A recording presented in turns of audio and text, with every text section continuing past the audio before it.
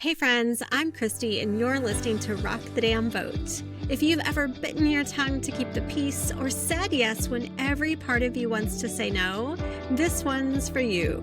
We're diving into the messy, real stuff that people pleasers like me have spent years avoiding. It's time to have the hard conversations, shake things up, and learn to stand tall even when it makes waves. And this month, it's March, Women's History Month, and we are talking about women who quite literally made waves.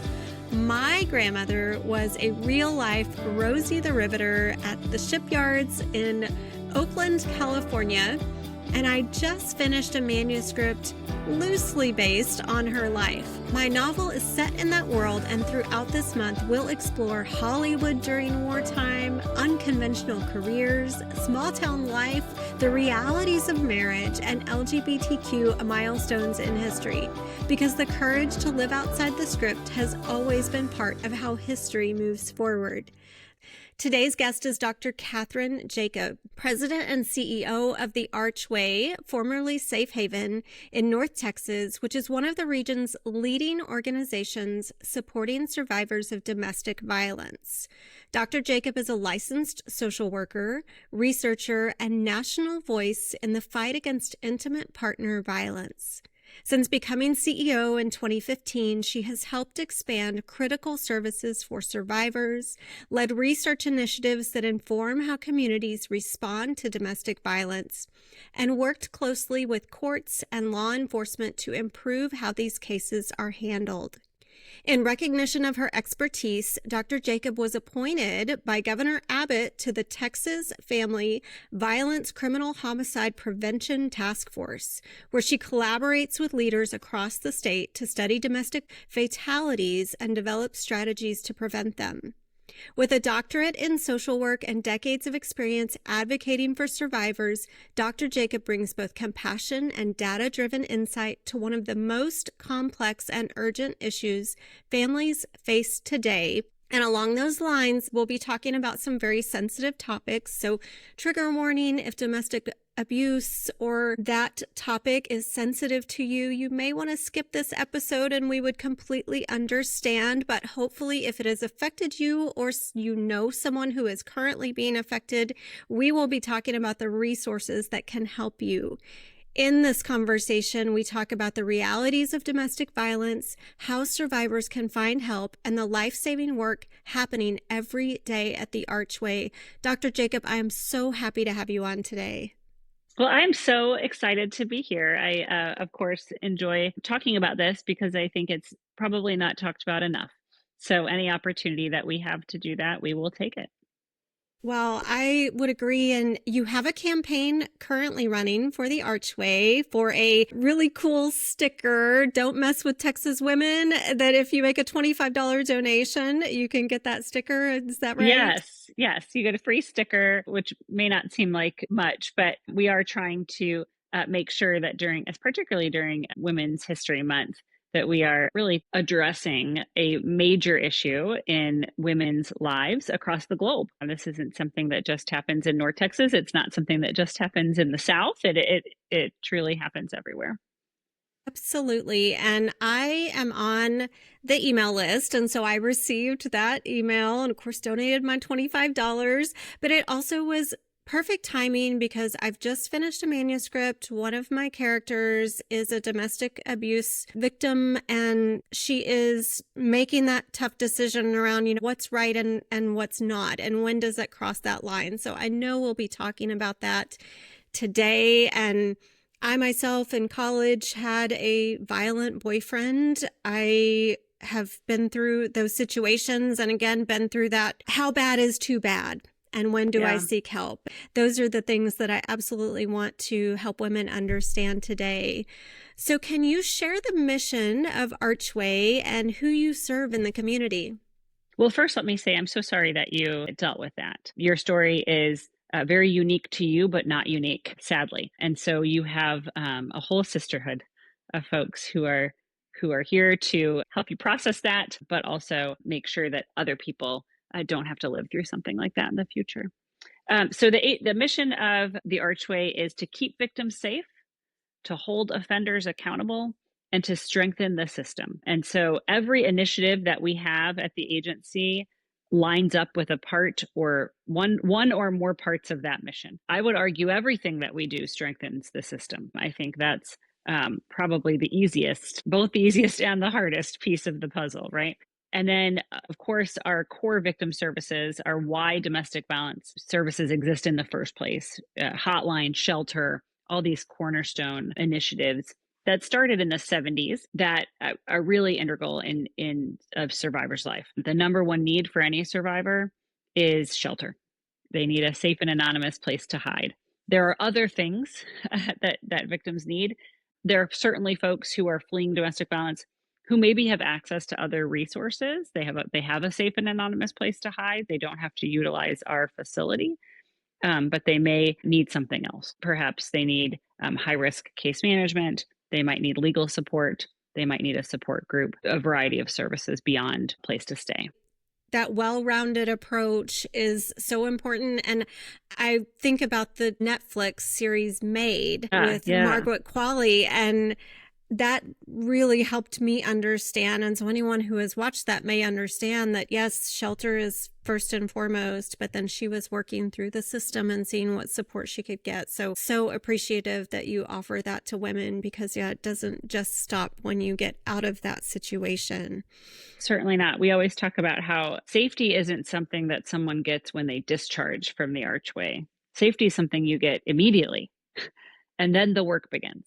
Right? We don't think of someone coming to us as an ending. It's an ending for part of their life. We will be a milestone event in their life. And we always talk about how, people talk about before and after marriage, or before and after kids, or before and after college, or things like that. I truly believe that time spent at the Archway becomes one of those milestone moments, even if you stay in your relationship. So about 50% of the clients that we serve are still in their relationship, both on the victim side and on the offender side. It is not a requirement of ours that you end your relationship. We will never say to a victim, you have to leave. We will describe what we see with a victim, but it is her journey.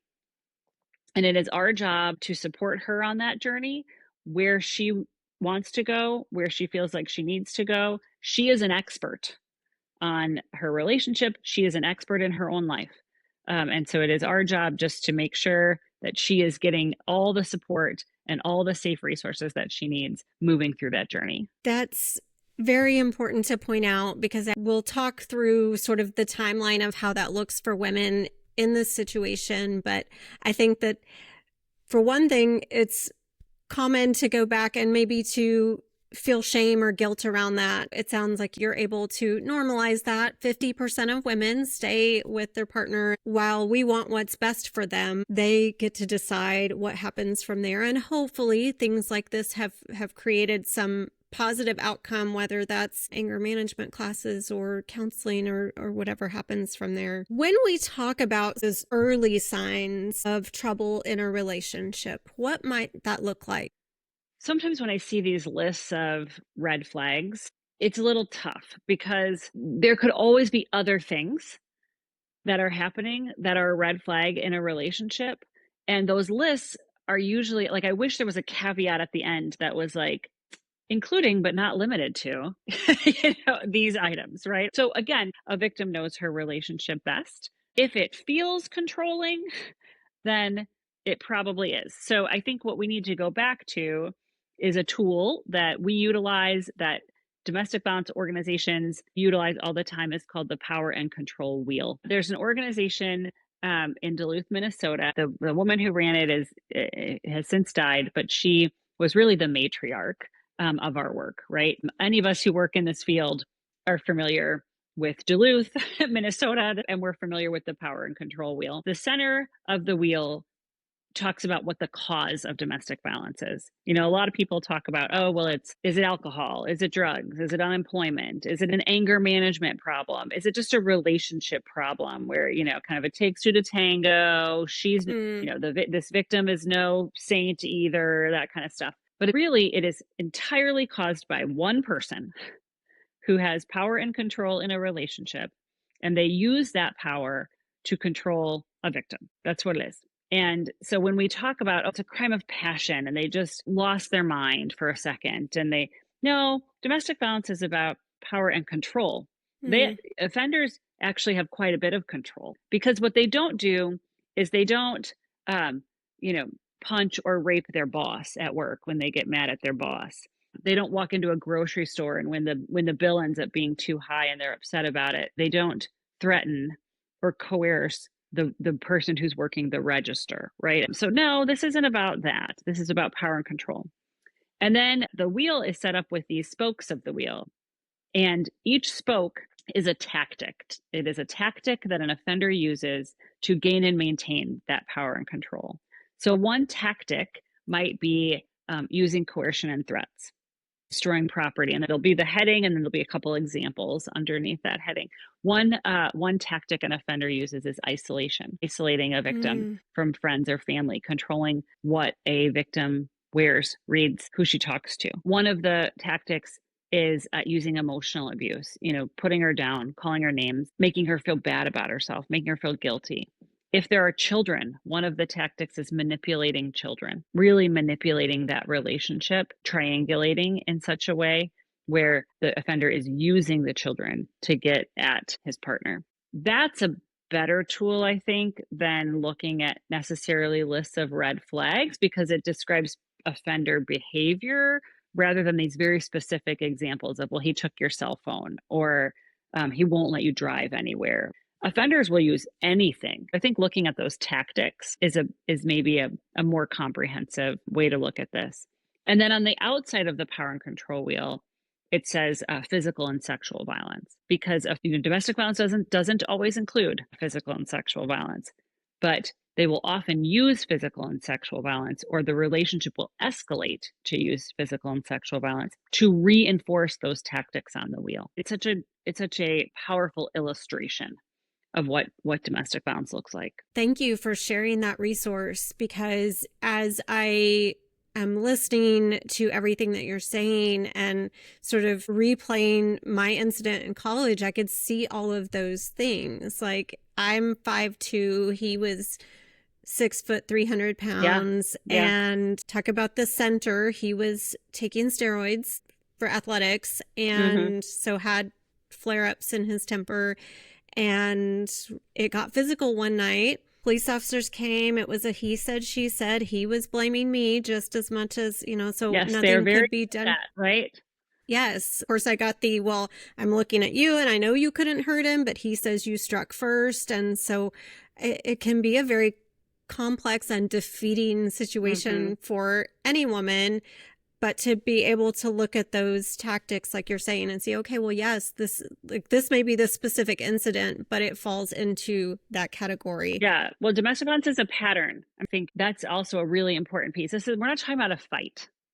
We're talking about a pattern of battering, and that battering takes many forms. When police respond, the law has not quite caught up with what domestic violence is. It's a very unique crime, and they're responding to one moment in time, and it's a very contextual criminal pattern.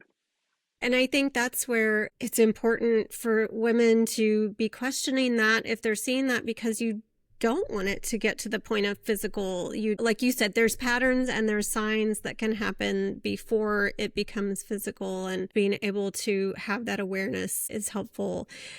I know women tend to carry a big load, and it's easy, just like I did, to make excuses for the offender. What can you either say to those women, or what do you help the women with who come to you to reconcile that? Yeah, we as a society put a lot of responsibility and ownership and onus on the victim. We talk about how victims who maybe have been in relationships with more than one offender, we say things like, well, she just doesn't know how to pick them, as if it's her responsibility to make sure that she's not responsible for his behavior. I think that is the number one thing that we tell victims all the time is, at this place, in these walls, in these conversations, it is entirely his fault. We think as women also that we can control behavior or navigate behavior. And I do Change think it. Yeah. I do think we are very good at navigating behavior. I mean, that is how we stay safe. That is like a kind of primal something within our bodies. It is not our responsibility. We want to make sure that women have full agency and autonomy over their own bodies and their own lives and their own process and their own business. And that means also that that our offender, and I'm using female male pronouns because that is hands down the most common situation. So it's Okay. just Yeah. for sake of ease, that's what we're talking about. But it is, he also has full autonomy and full agency and full decision-making power over his own path. Research shows and our program interventions show that violence is a choice and nonviolence is a choice. And it is not a choice that a victim makes. It is a choice that an offender makes.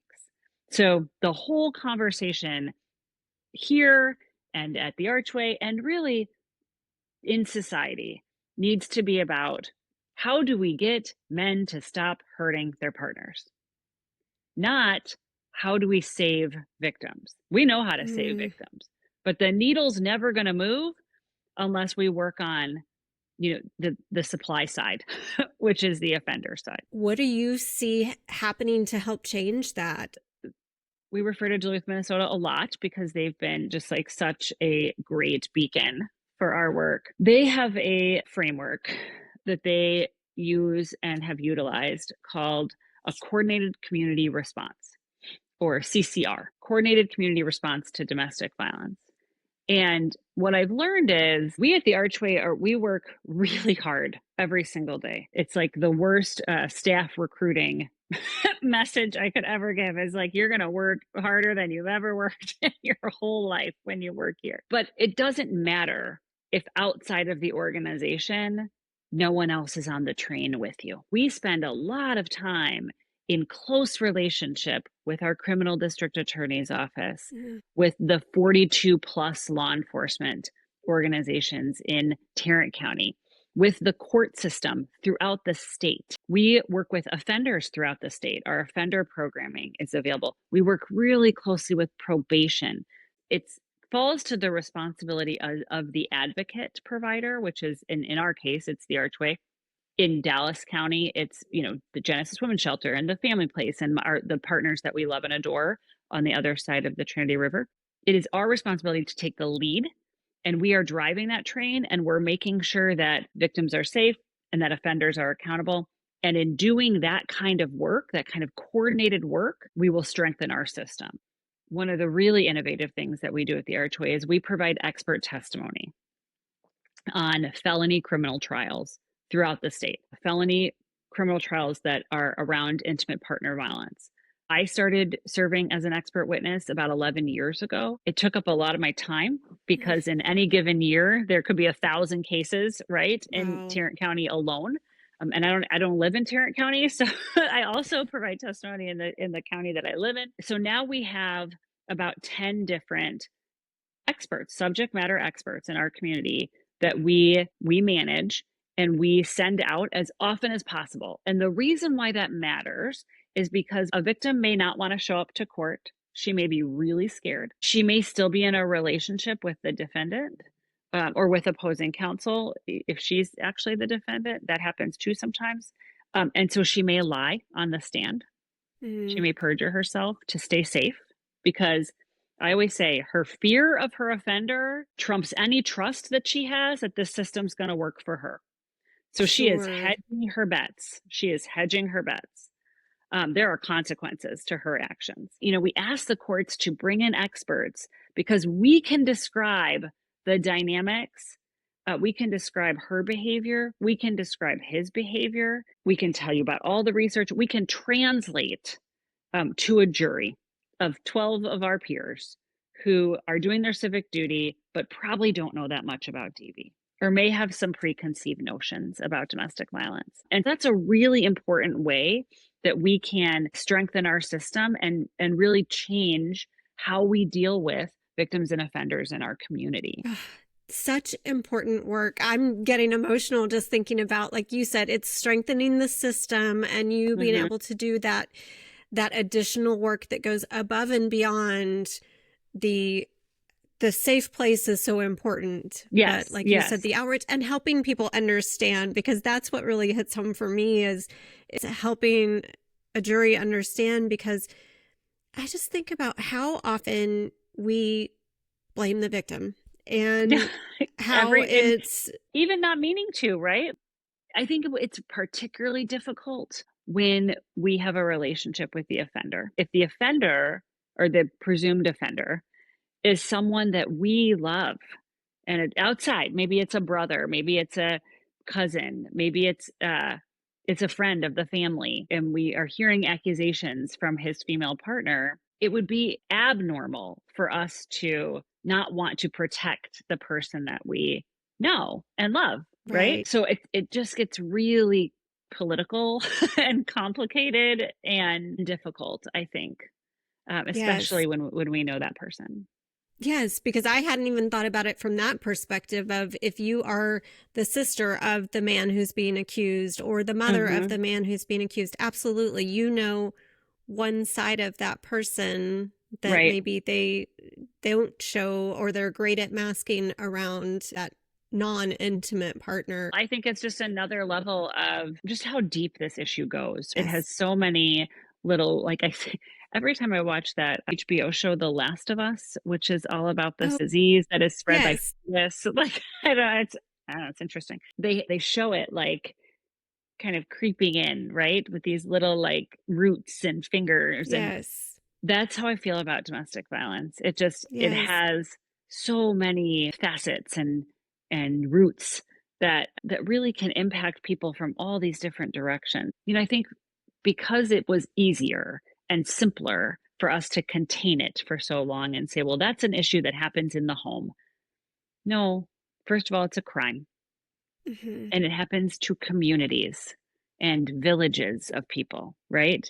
Entire hives are Yes. impacted by this. It's not just something that happens. We may want to ignore it, and I get that. It's really hard and difficult, and nobody volunteers to have a hard conversation, right? But at the same time, it's like we can't say that it's not impacting you, even if you want to ignore it. It will Right. impact you. Well, that is part of the intro to the show, that I say we are having the messy, hard conversations. So we're Yeah, yeah. you and I are In here the mess. today to try I'm to in the mess every challenge day. that. Yeah, yeah. So we know, of course, there's the psychological barrier that it's not that bad. This is one time and it's not going to Mhm. be a pattern. What are some of the other barriers that women face when they are contemplating leaving?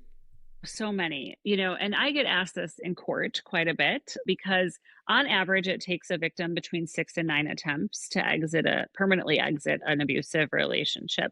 That could be anything from really leaving, like literally picking up your stuff and leaving the home. If assuming you live together, it could be saying to your partner, "I'm leaving. This is over." That could be an attempt. But at any rate, I think 6 to 9 attempts is probably pretty conservative. I think it may take many more. We also have to remember before we talk about these barriers, like leaving is a journey. It is a process. I think the movies, for sake of time, they make it seem like this is a this is a one-time decision that happens in the middle of the night and the building is burning and she has kids under each arm and she's running. I mean, it's not really like that. Leaving is a process. And there are so many reasons why victims remain in relationships because of these barriers. So one, of course, might be it's not that bad. I can manage this. I'm an independent woman. I'm a strong woman. I can manage this. I get that because I am fiercely independent. I could totally see how that would come to be. Another reason might be very practical. He has access to an apartment and I don't. If I'm not in this relationship, I'm homeless. Another reason might be he controls if I work or not. So I don't have a job, so I don't have any money. He controls all the money. Mm, I don't have access to those resources. And even if I did, he's controlled them for so long, I don't know how to do that. And that can be pretty overwhelming. It could be he's the father of my children and I want my kids to have a dad in their life. Now, yeah, it's not a great dad, but sometimes I will hear victims say, he's a terrible partner, but he's a really good dad. And I want to say, because he's a terrible partner, he's also a terrible dad. Mm, Because the example that he is setting for those children, and I have two boys and a girl myself. So domestic violence does not happen in secret. Children are very observant. They know everything that is happening in that house, even if they're in another room. And so let's not pretend like you can be one person in the living room and a different person in the bed. Like, no, you are the same right. person the whole time. It just all acts together, right? You might stay because you are of a faith that says that you Mm, don't leave your partner. You stick with right. it. You made a promise. I've been in my marriage for 20 years. I got married in the Christian church, and that would be really tough for me. I made a promise in front of God and in front of all my friends and family, and I'm going to stick it out because that's what I think God wants for me. So that's a really hard conversation. I wish that more pastors in the South would talk about how no one, and I'm not a theologian, but no God wants you to stay in an abusive relationship. I don't know much about theology, but I do know my faith, and I'm telling you now, no one wants to see someone being abused, particularly not a loving God. So let that be heard. But I Yes. think the biggest reason, though, Christy, the biggest reason why someone stays in a relationship is, we hear this from victims time and time again, is I didn't want my relationship to end. I just wanted the abuse to stop. Mm, I don't want it to end. There's a part of him that I want to be in relationship with. yes. There's a big piece that I wish would end. That is hands down the biggest barrier that we see. That makes a lot of sense to me. In any relationship I've been in where things aren't perfect, there might be this inexplicable connection that you have to them. And it's so easy, even when we think about bad relationships that we got out of that maybe weren't abusive or were, we always tend to romanticize and glorify the good things about someone or that relationship. And when you look, it's hard to remember how toxic it can be when you're out of it or away from it, and then think, oh, but I loved this, I missed this. So I Mm-hmm. can understand as a woman, regardless of the relationships I've been in, how that feels to only see the good things about Sure, it. sure. I mean, we talk about it when someone dies. You know, someone dies, and all these people come to the funeral and they talk about how amazing this person was. And they might be, but people are complicated, right? There's this whole notion now about complicated grief. This person died and I loved them, but I also know they were an addict. Or this person died and I loved them and they were amazing and they were so good at blah, da, da, da, da, da, da, da, but they were also an abuser. I think the same thing happens, that same kind of complicated grief experience with women who are leaving their partner, their abusive partner. And again, I've been saying male and female. I want to be clear. This does happen to men. It is different and rare. And it also happens in the LGBTQ community. So I want to talk about that also. And the Archway is a state designated organization, which means that we are kind of accredited ish by the state. It's through a designation process to serve everyone. I just want to make sure that that's heard. Yes. And that's it, because I was wondering too how often you see same-sex partners Yeah. in your I would program. say quite a bit. I would say quite a bit. We don't see a lot of male victims every once in a while. And the abuse looks very different. It is not typically physical or sexual, and our male victims don't typically fear for their lives.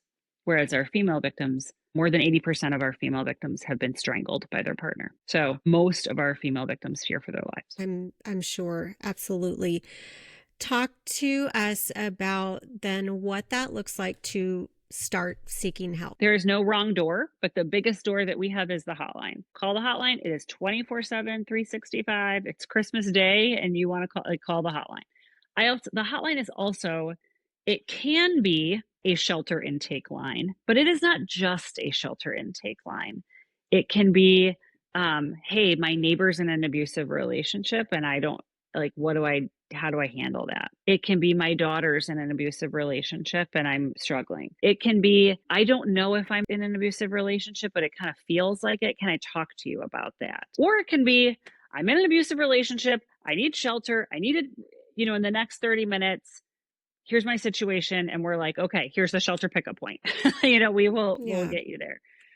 So it can be that gamut, right? That's what the hotline is there for. On the hotline, we will really do like a quick assessment to try to figure out what intervention that we offer that's going to best serve your needs at the time. We really want to be able to customize, kind of have this bespoke experience for a victim to make sure that whatever their number one need is, it's getting met. We're not about just getting numbers through the door. We want to make sure that that's actually effective. Speaking of numbers, how many women can you, or victims, men or women, could you support at any given time? Sure. We just published our impact report. So that will be online in the next couple of days for 2025. So you can see how many people we did serve over the course of the year. On any given night, we have access to 164 beds between our two facilities. So we have 72 beds in Arlington and 92 beds in Fort Worth. We're one of the largest providers of shelter in the state.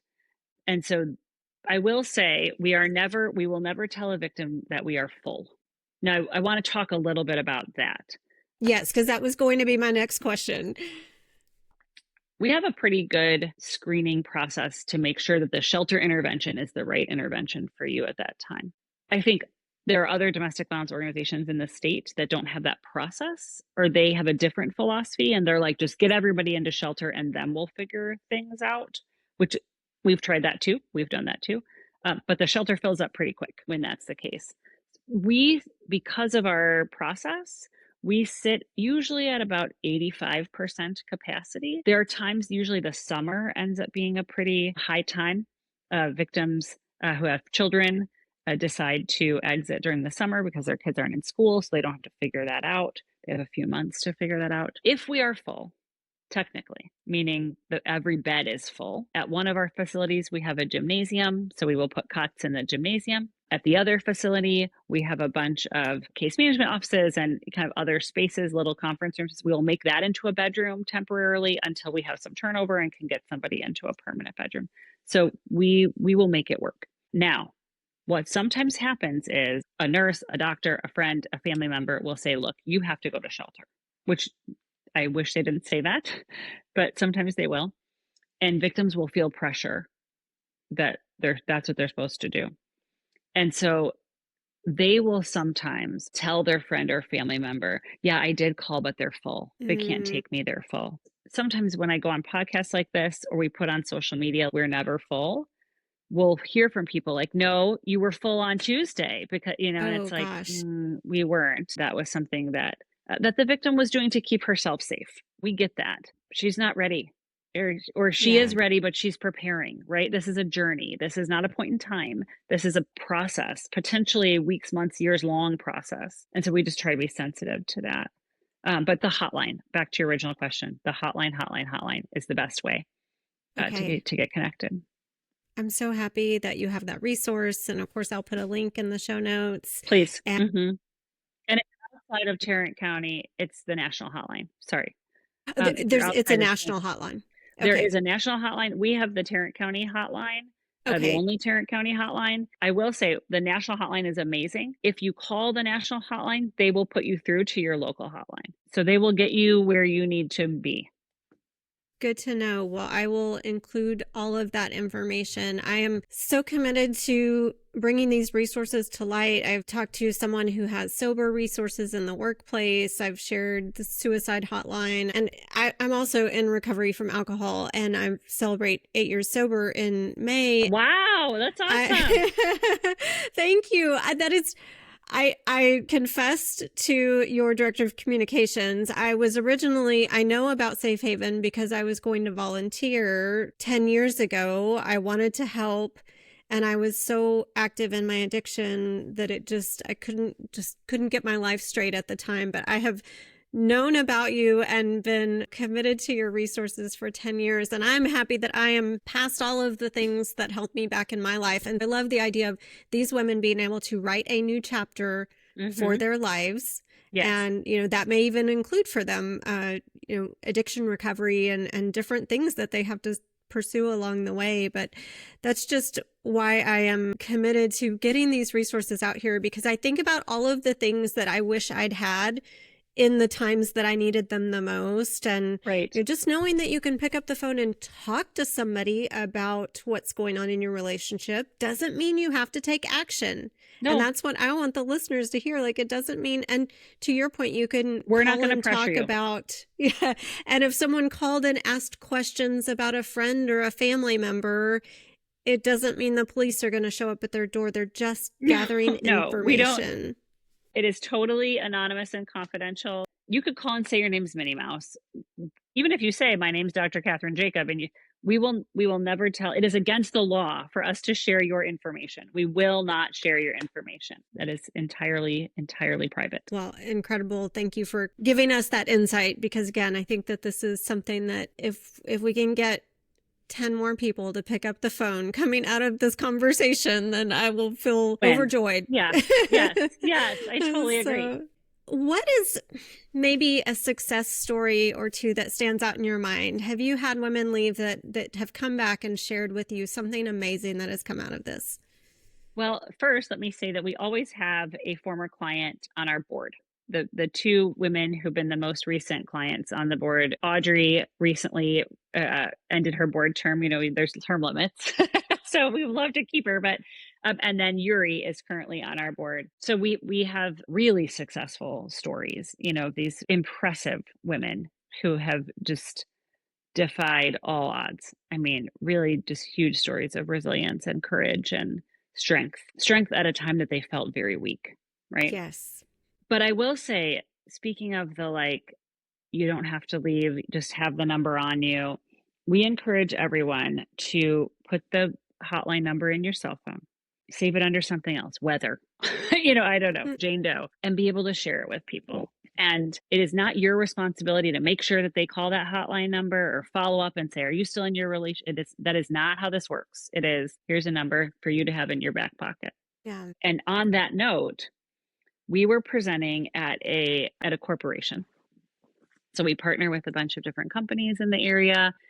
We were in a huge room full of a ton of people. They had done like a diaper drive. And so staff went and we had the truck and we got all the diapers, and we're telling all the folks that, these corporate employees, thank you so much for these diapers. Here's a little bit about then Safe Haven, now the Archway. And it was it's probably 300 people in this room.